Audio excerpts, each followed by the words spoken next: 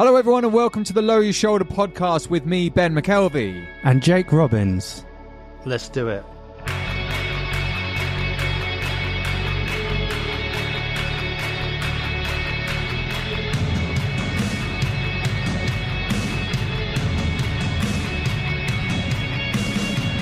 So, it's happened, Ben. The first skit is out. How do you feel? I feel really good. It was weird, wasn't it, hitting that the post button, even though we have a whopping 34 followers currently on Instagram. That's not true. It's now up to 40, Ben. Is it? Yeah. Look at that. Going viral, mate. It felt great. It really did. I got messages from people that I haven't spoken to for ages. They were just like, this is brilliant. That's cool. So that was very really cool. Yeah. It felt great to get it out. You know, obviously we've been working on this in the background now for nearly 2 years, which seems like a really long time. But if you consider that's making the record and doing all the promo and scripting everything and the filming and the lighting and the figuring out the new mic, the lapel mics, and you know, like we didn't have a clue what we were doing. It was like it's like starting a film production company as well as making a record. So, but yeah, it felt great. How do you feel about it?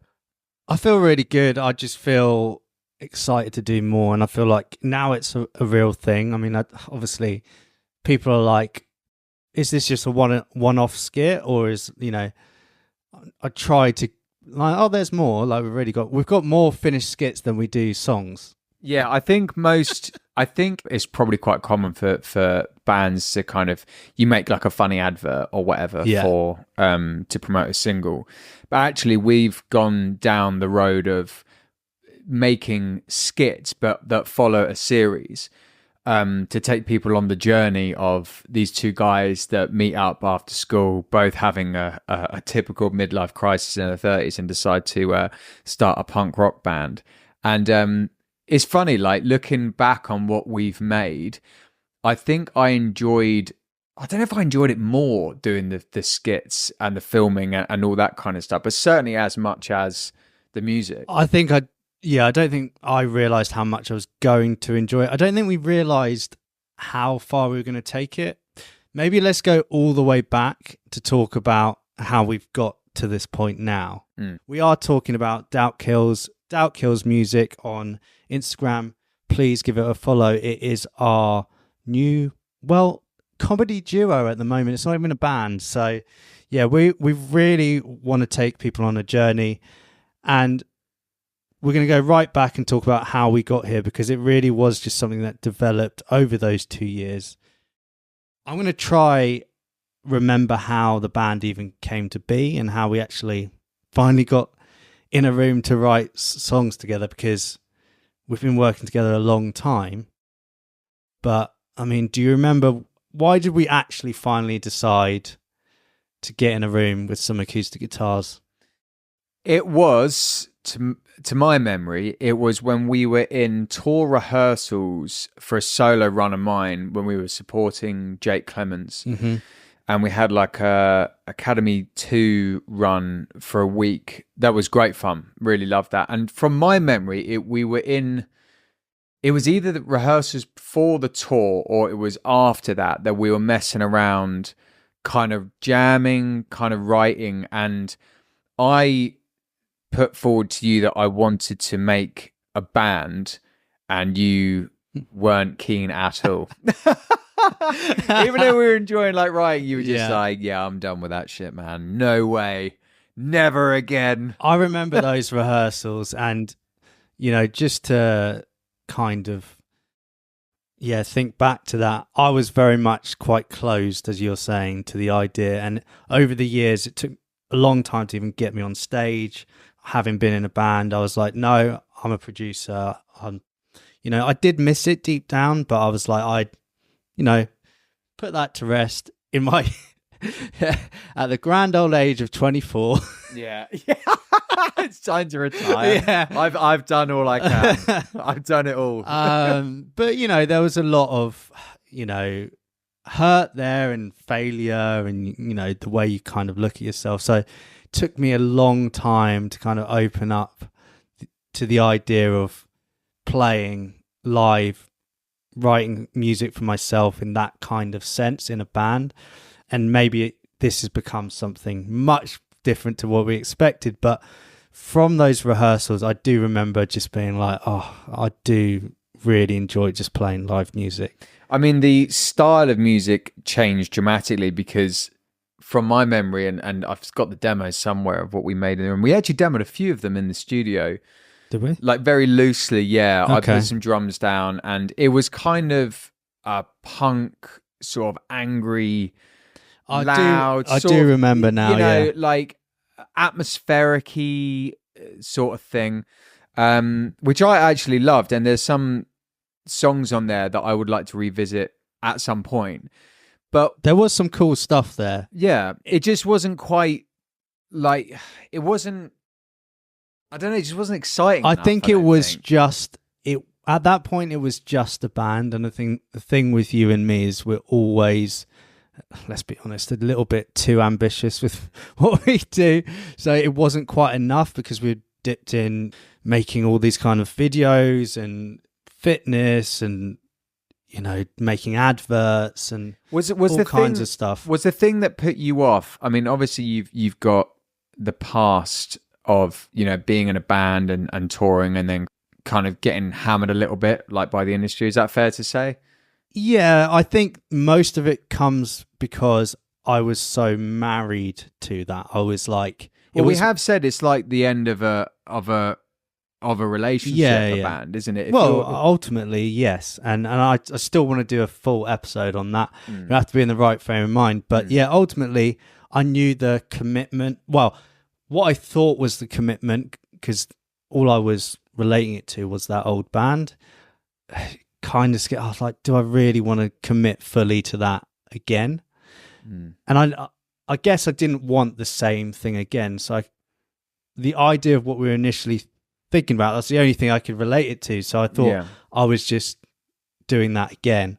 I think, as we developed sort of the idea of the band itself and where we are now, like all the things that actually, I realized that I love the creative world that we've made.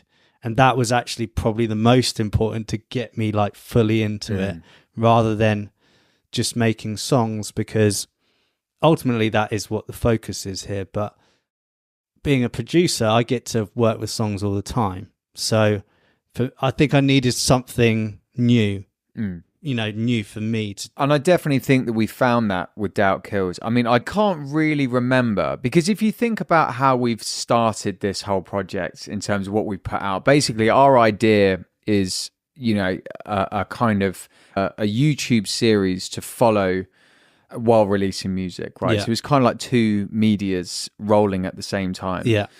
Which is very exciting for us because we're both big fans of kind of British comedy and that kind of really awkward, style comedy, which is great and it's really good fun. But I can't actually really remember how I remember like the writing the songs. I think we need to go. Sorry, I keep jumping. It's all right. Sorry. I think we need to go through it bit by bit, because I think I can remember that aspect more. So after we had the jam, where, you know, around that tour, then me and you decided to sit down with some acoustics. Yeah, and I think it came at a time where maybe I wasn't recording quite so many other bands. So I was like, maybe I can squeeze this in. And that was also the other thing, you know, at one point I was very busy just doing bands. And kind of a few years ago, I decided actually I want to work with less people and just do more of what I really want to do. And part of that, after doing those, was like, oh, actually, I do miss I miss band music with friends. The thing I always loved most was being in it with someone. Like, and you've mentioned this before, and it's like doing the solo stuff, and I still want to do that for creative reasons.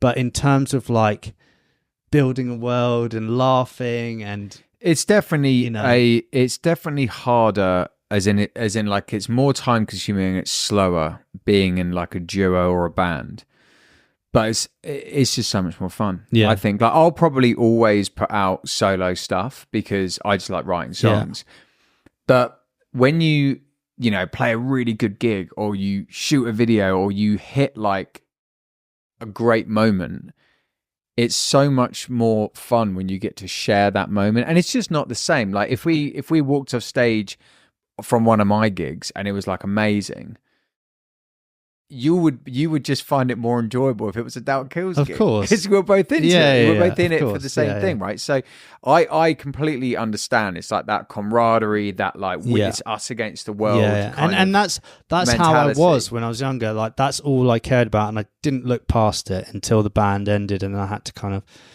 refine myself. But anyway, when we sat down with the acoustics, we did we had all these grandiose ideas of doing some like, fucking weird ideas. We had some, I think we were leaning way more sort of like Biffy Clyro, rock, anthemic, but atmospheric at times. And then, I guess like, I think we were focused on the rock, and it's like classic when you start. We're trying to be something. Trying too hard. Yeah. Trying too hard. And it's like... But you are just trying to figure out what you are. Of course. Like, And sometimes just being, you kind of think, oh, this is who we are and this is what we do. We like this stuff. You sort of think, well, is that enough for everyone else? And 9 times out of 10, yeah, it is. Yeah. And like, I think that's an important thing for creatives to keep in mind, is that the more yourself you are, the better product you're going to put out. If you're talking really kind of businessy about it. Yeah. And, we went into it kind of like, with all these great, massive ideas. Like, this is like going to be what the fan club's going to stand for. And this is like going to be our sort of message to the world.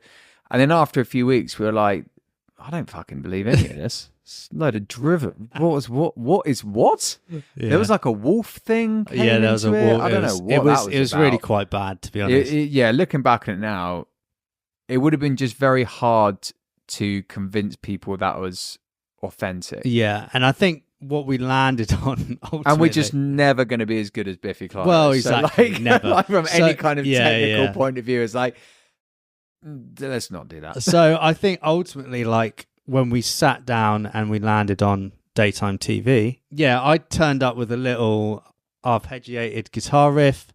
And for those of people that don't know what that is, obviously I know what obviously Ben knows. But what does that mean for the less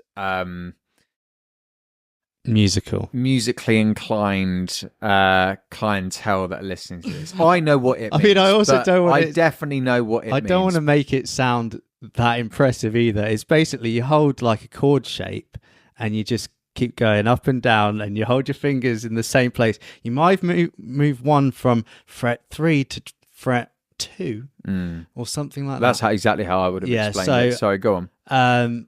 You kind of had a vision straight away. You just like, I have something, and for the verse, and I played some chords, and you were like, what if it was this? And it just kind of I don't really know why we ended up going that way, but I just had it like basically a few chords and a little riff that I liked, which was way different to what we were doing before. I was just going to say it was so different to what we were planning, but I guess that's what happens when you just relax with it. And I think this comes really naturally, and then like that then set the whole tone and vibe for the entire project. That's what I feel like 100%. And then what we were doing is we were laughing as we were writing lyrics. Yeah, which is very important, I think, because I also didn't realize how therapeutic writing those songs would be. I think I went into it like, how can we make the best record we can that loads of people like? And actually, the best thing that we did was, how can we write songs that make each other laugh and like that really means something to us? And it's that real kind of dry humor in some of the lyrics that I love. Yeah. Do you know what I mean? So from there, at that time, I wasn't entirely happy creatively, or like where I was in terms of how I saw myself.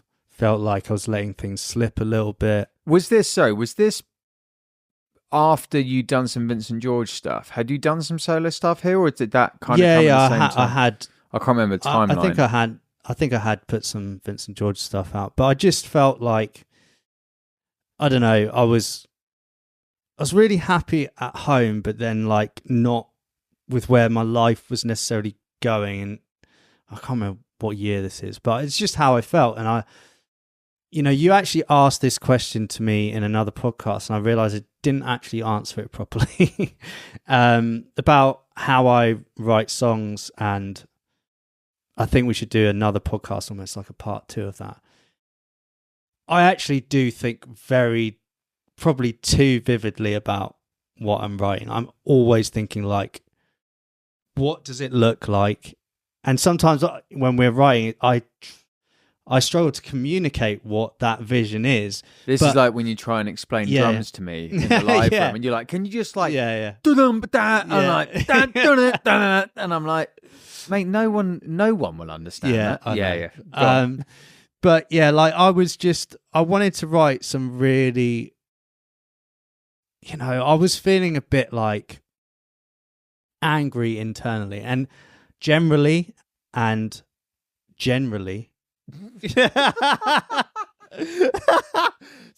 Genuinely and generally. That's right. Yeah, that's correct. There you go, laughing. I can get quite angry internally, like really angry. I think people would be quite surprised at that. Yeah. Because you always come across as a very calm person. Yeah, and I can easily just be like, hey, how's it? But like deep down, sometimes I am very angry. And I realized that I didn't have anywhere for that energy to go.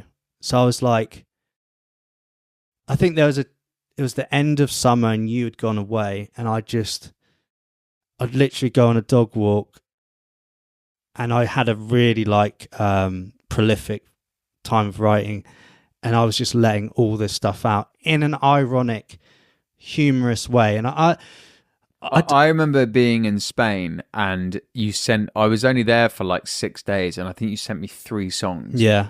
And one of them, can we say the name of them? No. Or we'll hold it. But one of them came through, and I just thought it was the funniest title. And I listened to it, and then all of them, and they were similar enough that they sounded great together, but also different enough that it was like, oh, this one's a bit more angry, this one's a bit more like about like kind of love and emotion, and this one's a bit more about like being a bit worried and whatever. Yeah. And I just like very quickly could see this whole thing coming together. Yeah.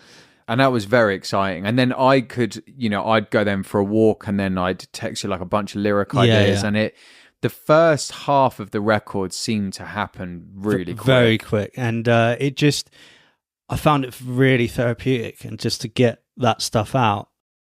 And yes, I'm trying to think why I landed on that. I think, there are a few bands. There's a band called Pup, a Canadian punk band, which I saw live, and they speak about very dark stuff with comedy. And at, I guess, this age, some of that stuff rings true, like maybe a bit too close to the bone. You're like, I think I liked that, because ultimately I am,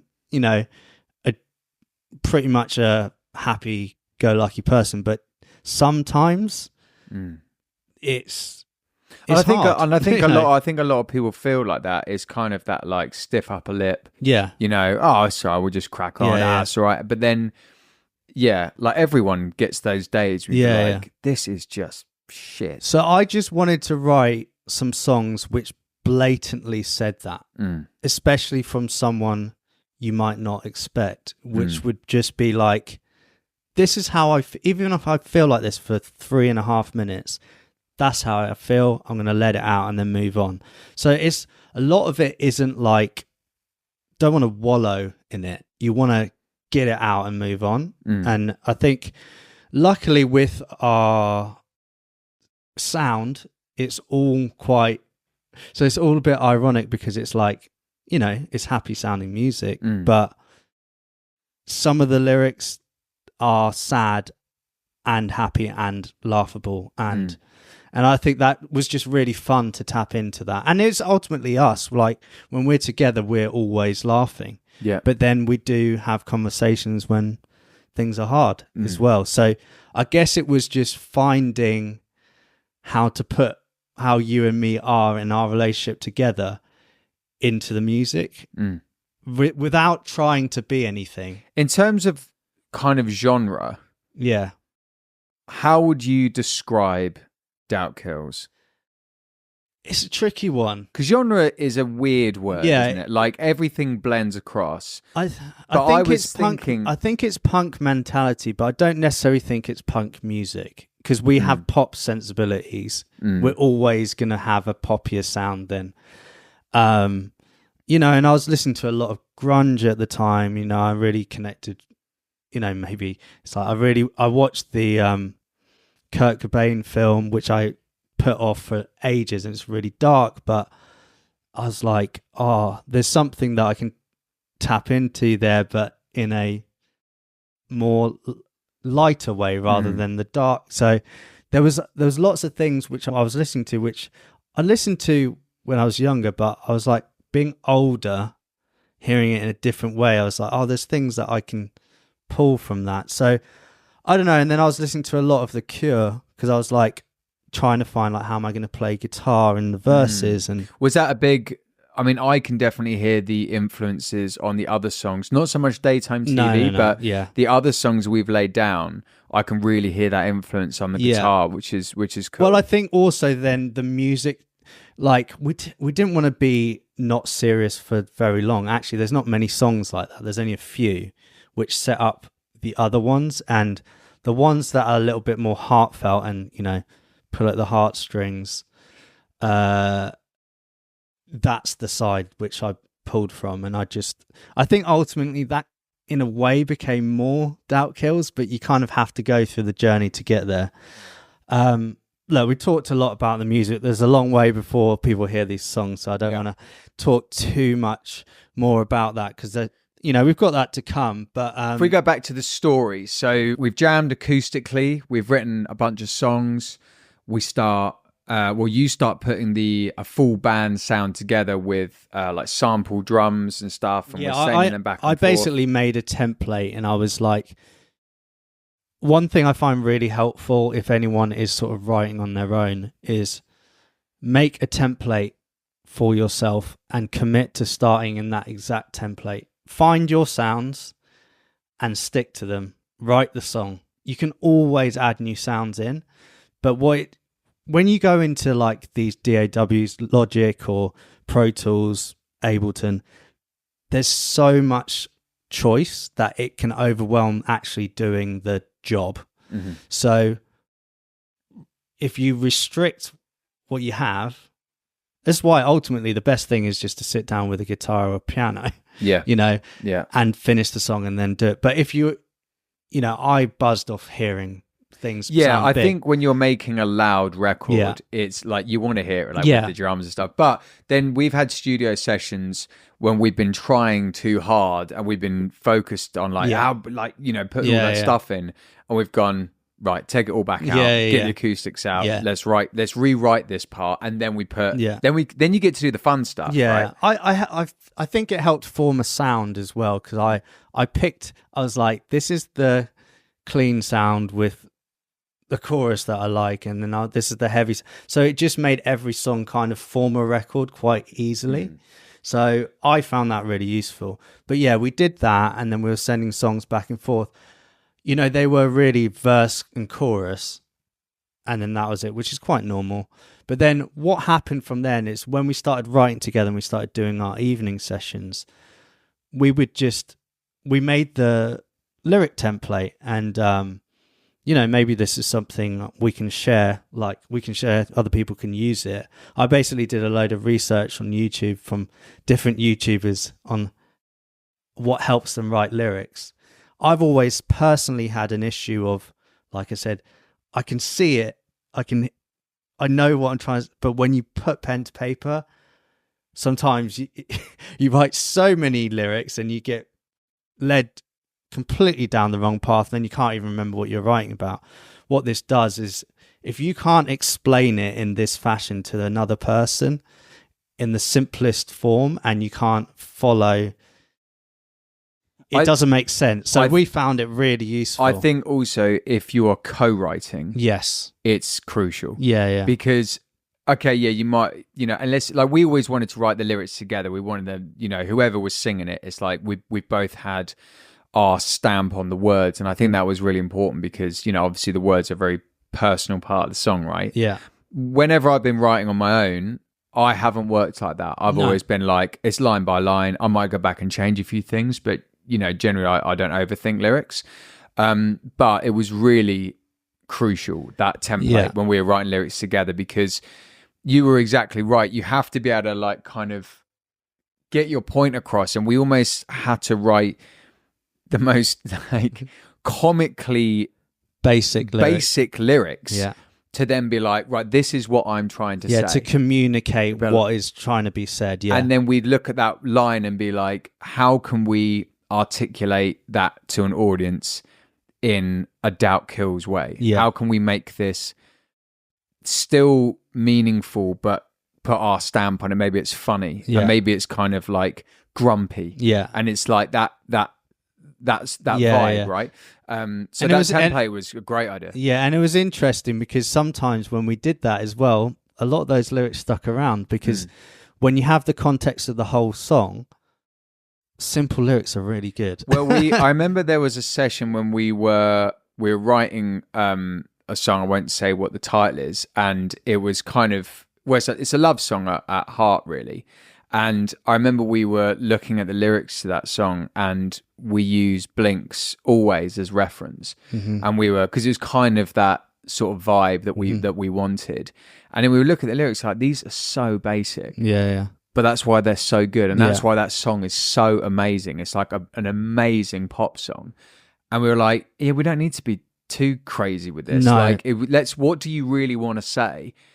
And then we'd demo it and be like, that sounds amazing. Yeah. And that sounds really from the heart. And sometimes you don't have to do too much. But by the way, if any creatives listening to this want a copy of that template, just drop us a message. We'll sort you out.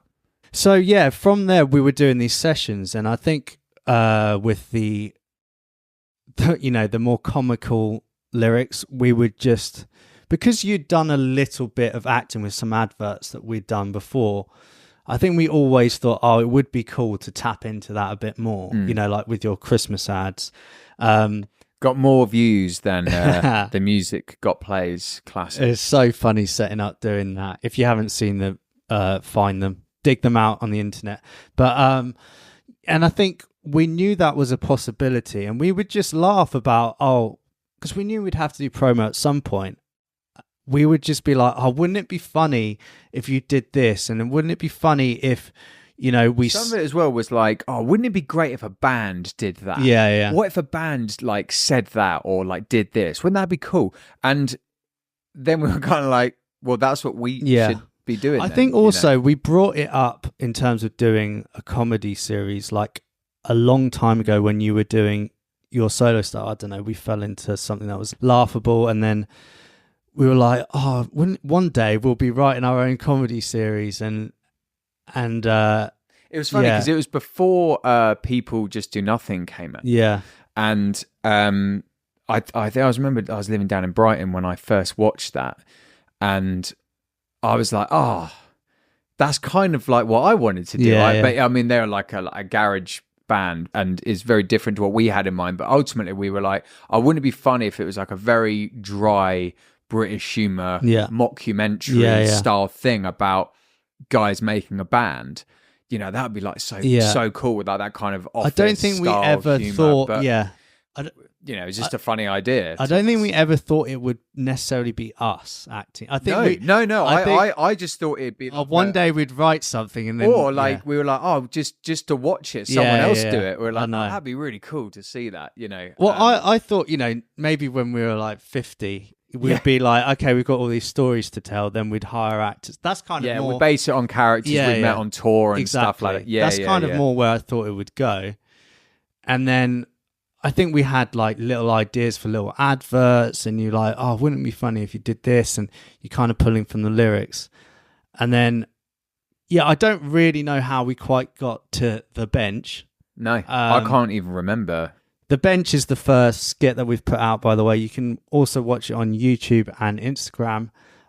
Subscribe on YouTube because we're going to be uploading each skit and then we're going to be uploading it as an episode, and it's going to have some extra footage in there which aren't in the separate skits. So it's kind of a mockumentary in real time. So it's going to be following the journey of two characters making a band and putting music out. Yeah. And we really like it and we think you will as well. So yeah, make sure you subscribe on YouTube, please.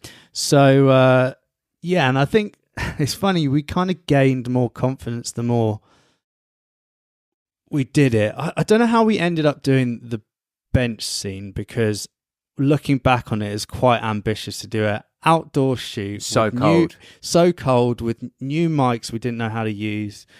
Do a long script all in one take. Obviously, that is classic us. I know, isn't it? Obviously, we did cut it up in the end, but I mean, we did like long takes, and it was a bit of improv, so it made the edit quite tricky. But we also only had one camera, so we had one camera. You know, we had to film the same thing 3 times from, you know, the front and then your side and then my side. Yeah.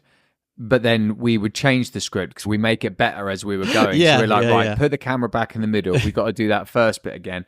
And it was so cold. It was so cold. Oh my God, it's freezing. I moaned the whole time. You did. I whinged a lot. I don't like being cold. Another little plug. We do have some behind the scenes on all of that. So yeah, we've filmed that whole journey. But I mean, I absolutely loved it. And I do love it. The next one, I really love the next one. And the interesting thing about the next one is the whole skit we wrote out, we didn't even use, because if you looked at the script, it'd literally be like, do this, and that it would literally be the first line, and the rest of it we just scrapped, because the whole act of doing that first bit, I don't want to give it away, that became the funniest bit. And sometimes you can't know until you just do it. But yeah, it's been a lot of fun doing it, and it's kind of made I think it's made us feel more confident in just being us as well. It certainly has for me, because the thing I like about what we do is that we do a lot of different things. We are guilty of jumping all over the place a bit too much, but yeah, I'm just really excited, obviously, to get the music out. We are going to take you on the journey with Ben and Craig / Jake, and yeah, like it's going to be a fun one. And obviously, we hope you enjoy the music. If you don't, I hope you just have a laugh along the way. But yeah, if you haven't listened to we've also did a on the road episode where we did our first photo shoot, which will be revealed in due course once we get there with the characters. And yeah, I guess, you know, we spoke quite a bit about the journey up to this point, but maybe one thing we haven't spoke about is why actually now, you know, after all this time. And I don't know, all I can say is it just feels really good to be putting this kind of, because we've identified a whole message. I think that's the thing. Yeah. That's why it's now. Yeah. You know, there's times in your life when you're like, oh, you know, and creatives listen to this will understand. It's like, oh, you know, now's the time, you know, to do this kind of record or to this kind of record. We couldn't have made this album 10 years ago. No. Because the whole point of it is about being in your 30s, having a bit of a midlife crisis. That's what a lot of the songs are about. Having a moan, laughing at how much you're moaning about, like all that kind of stuff. They're therapy. It's therapy for us to write it and to create it, but also hopefully anyone out there going through the same sort of thing, feeling a little bit lost, feeling a bit frustrated with what's going on, whatever's going on in their life, they'll get some, you know, comfort out of that, like we do from our favorite records. And so we couldn't have done this 10 years ago because it wouldn't have been sincere, it wouldn't have been authentic. And as you made a good point with bands like Pup, and for me it was like, you know, bands like Motion City Soundtrack that I've loved. I've loved for 20 years now, probably. Now I listen to those records and they mean even more. Yeah. Because I just loved them because they were like catchy. You didn't quite understand it when you were young. Production's amazing. Yeah, you're like, oh, that's really cool. And like that lyric's funny. And then you like listen to it when you're older and you're like, fuck, I really feel that now. Yeah. And that was great. So I think in terms of timing, I don't think it could have been before. No, it couldn't. It really couldn't. We wouldn't have had this. We wouldn't have landed on these lyrics, which are the most genuine. And yeah, it's just the most us it could be, because we wouldn't have even thought of it. This is where we are right now. I think also in terms of like the world we've created around it, with like the kind of all the different media we're doing to promote it, it wasn't available as much 10 years ago. So right. To make something, to film skits as high quality, like high quality vision and audio and all that kind of stuff, and to do podcasts about it and all that kind of stuff, 10 years ago we couldn't do that. No. We wouldn't have had the budget. We wouldn't have had, you couldn't find out how to work these things as easy. Do you know what I mean? Yeah. So I think it's just like everything seemed to have, it's like all roads lead to here, right? Yeah. You know, and that's why I think it's just perfect timing for us. Absolutely. Yeah, I just really am enjoying having it as a constant in my life now. And I think in a weird way, that's what I was afraid of. Whereas now, like, I just look forward to all the funny things that we get to do, even if it's just for us. And I think just going back to why we started wanting to do music together, I remember it was the initial goal was, let's just make the record we've always wanted to make just for us. Mm-hmm. And if other people like it and get a giggle out of it along the way, then job done, right? Yeah. And then along the way, obviously, we had ideas that were beyond the music, and hopefully we can actually realize all these ideas, because, you know, whether it's to merch and all this stuff that we spoke about, which is going to be quite hard to pull off, but it's all there. It's going to be very rewarding by the time we get to the end, because it's a lot of work. But yeah, really, this is why as well I'm glad that we've documented the behind the scenes, because I love watching that about bands. Yeah. And I don't think I know a lot of bands do it, but it doesn't get done enough, because it's bloody hard work. When you're trying to like make a record, you're also trying to you're documenting yourself. So you're like, right, we've got to write the song, we've got to record it. We also need to film ourselves recording, and then we need to edit that recording of us recording the album. But looking back on what we have made, it's great. And as I said, there's lots of cool stuff coming out. You know, we did our first photo shoot up in Gateshead. We've got with Eddie Maynard, yeah, by the way. Amazing photographer, very cool guy. And so we've got a podcast about that, but we also filmed a behind the scenes video on YouTube. So we've got this big Doubt Kills world coming out over the next, coming out from now on, really. Yeah, so, basically. Very exciting. Very, very exciting, and very fulfilling creatively, I must say as well. It is. It is indeed. So on that note, I want to say thank you for listening. We hope you are going to come along for the journey, because we don't know exactly where it leads right now in terms of for Ben and Craig, but please share it about. Let people think, what is this weird thing? Is it a band? Is it not? You guys know. I don't know. Is it a band? What's funny is that it might end up being a sitcom with a soundtrack.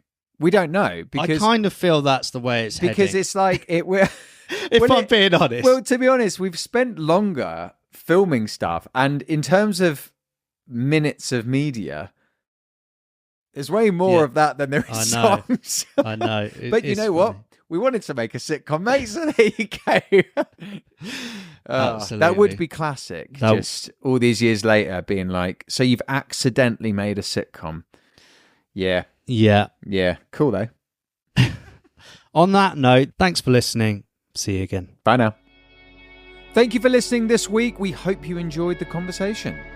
If you like what you've heard today, please share with a friend and follow us wherever you listen to your podcast to help us grow the Lower Your Shoulder community. See you on the next one.